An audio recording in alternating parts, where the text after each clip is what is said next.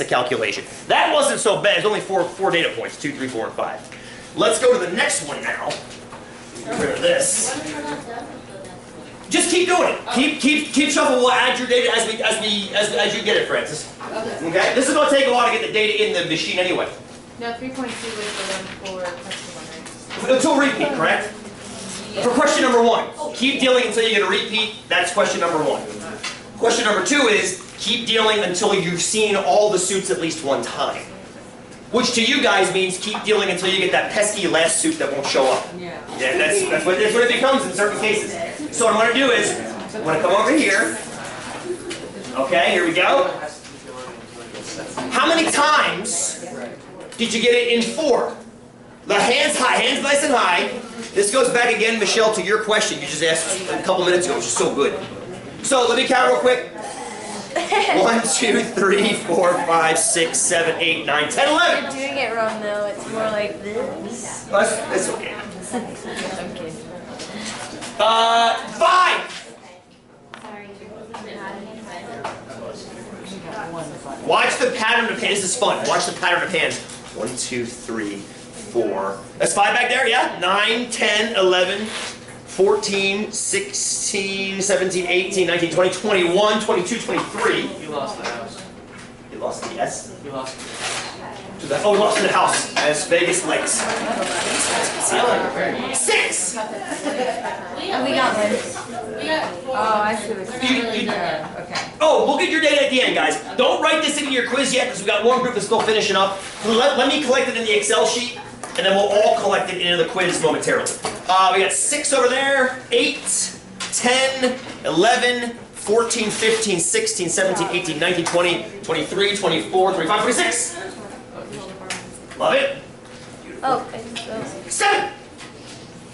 Yes.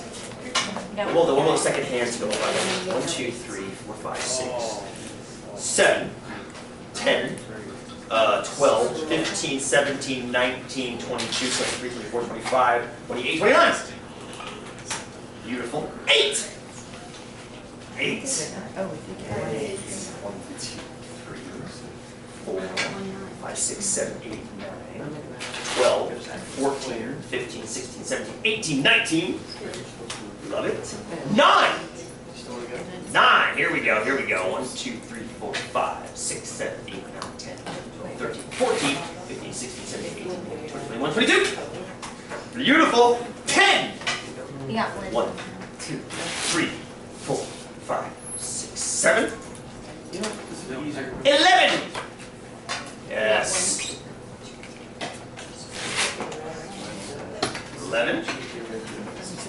12. This is where we guys started swearing. Oh, sorry. 1, 2, 3, 4, 5. When the hell's the heart's gonna show up? 13. No, seriously. No, seriously. I'm not kidding. 5. And the other time we did it. 14. I know. It's a bastard of a problem. The bastard of a problem. 15. Well, think about it. Is there technically 2? Is there technically, oh, it's 3 actually. Is there technically a top end? Think about this. Let's keep going, let's keep going, let's keep going. 16. 17. Sorry. 18. Really sorry about the 18. 19. Even more sorry about the 19. 20. Anybody above 20? We gotta add. John, what did you get? 22. Awesome. Let me just scooch this down.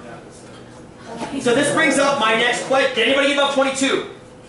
Okay, I'm gonna go 0, 0, 1. I gotta change my graph a little bit. So look at the data. Let's go to 9, 21. There we go. Whoa, that's cool. No, take it back. Nah, that was. I don't know why Excel does that. Format data series. Put the line back in. Lag. There we go. All right. So my question. Why does it say 19? Because it changes the data. Stupid Excel. There we go. There's John out there on the right side now, 22. So my question is this. I asked the question, did anybody take more than 22? Nobody said yes. Isn't it possible somebody would have said yes? Yeah. Of course it is, right? It's possible somebody would have said yes, because theoretically speaking, couldn't it take forever to see that last card? Theoretically speaking. It just gets in. With my luck, exactly, with my luck, exactly, right? Tail, tail, tail, tail, tail. But you're putting the card, thank you, Faith, that's excellent if you're taking the cards out and leaving them out. Thank you, sister. So, Faith, this is 243. I love the fact you guys keep bringing this up. There's sampling with and without replacement. With replacement is what you guys are doing right now. You're putting the card back in the deck each time and shuffling and then dealing again. So theoretically speaking, you're starting from 52 every time. If you do it without replacement, take a card, look at it, throw it away. 40 is a max. Because even if you've thrown every single heart, every single diamond, and every single spade, that can take at max 39 cards. The next one is going to have to be a diamond, because that's all that's left in the deck. But if you're putting the cards back in, there's no top end. It can go on forever. Now, as you can see, it falls off as it goes off to forever. And it falls off, how does it look like it's falling off? It looks like it's falling off exponentially. Why would it fall off exponentially? Anybody have any idea why it would fall off exponentially? It's kind of a fun, it's a fun kind of, it's a grouped problem because it's not exponential the entire way, it's exponential on this side of it. Suppose you're one of these people at 13 going, oh my God, where is hearts? Yeah. And you throw a spade, you're like, oh God, where is hearts? Spade, clubs, What's the chance? What's the chance you don't throw hearts each time? That's the chance you do throw hearts each time. What's the chance you don't? 75%. Every time you throw, you've got a 75% chance of not throwing hearts. So throwing not hearts once, 75%. Throwing not hearts twice in a row is 75% of 75%, which is actually much smaller. 0.75 times 0.75, which is less than 0.75. 3 times in a row, 0.75, 0.75, 0.75, which goes down again. 4 times in a row, 0.75, 0.75, 0.75, which goes down again. It exponentially shrinks because it gets 1/4 less likely each time. So eventually, it'll never get to 0. It'll never get to 0, but it'll shrink so far down, it never goes back up either, Faith, very good. But it gets so close to 0 that eventually, I'm relatively confident we can sit in class, do the experiment, and eventually, even John will take 22, but he'll be done. That's the idea. Yeah, theoretically speaking, there could be one person here still pulling cards looking for that last heart. It's possible, right? But it's just not probable. And I know that going into the problem. With the more options you have, the more this really settles in.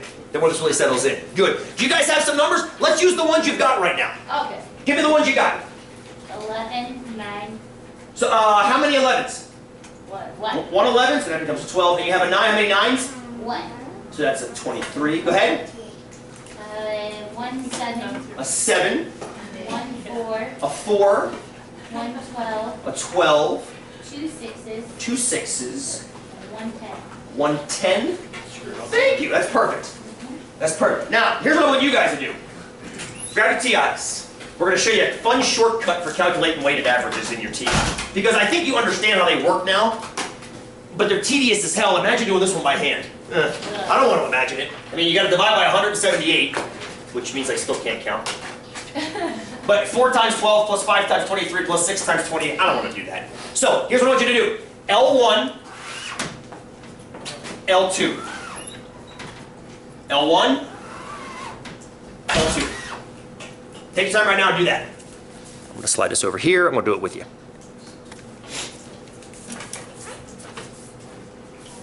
I think we can get it this way. Say that again.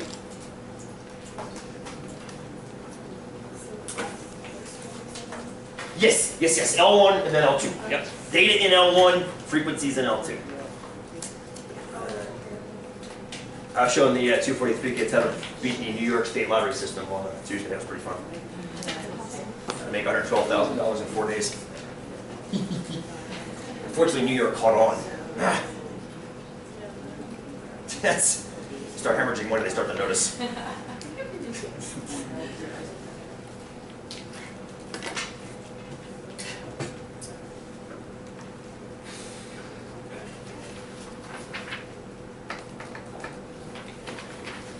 Sorry.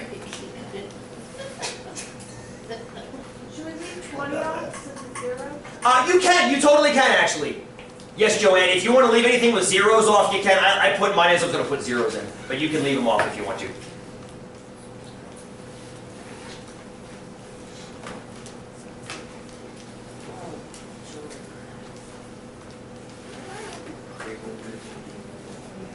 So if we leave the zeros off, then it would just be. It would go straight from 19 to 22. Oh, okay. Mm-hmm. Yeah, you just leave off the zeros, because the zeros won't contribute anything to the average.